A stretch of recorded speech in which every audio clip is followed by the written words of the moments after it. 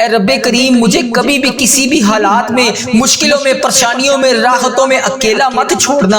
اے میرے مالک و مولا، پیارے حبیب کا واسطہ مجھے کبھی بھی کسی بھی حالات میں، پریشانیوں میں، مشکلوں میں، خوشیوں میں، راحتوں میں کبھی بھی اکیلا مت چھوڑنا۔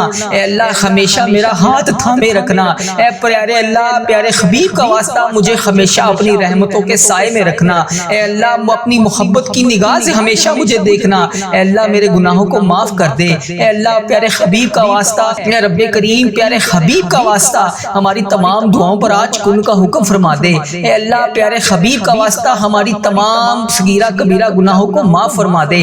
یا اللہ جانے انجانے میں جتنے بھی اس زبان سے گناہ ہوگے، ان آنکھوں سے گناہ ہوگے، اس جسم کے تمام اعضاء سے گناہ ہوگے، یا اللہ پیارے حبیب کا واسطہ اے اللہ تیرے حضور دعا کرتا ہوں، اے اللہ تیرے حضور التجا کرتا ہوں، اے اللہ تیرے حضور ہاتھ جوڑ کر فریاد کرتا ہوں۔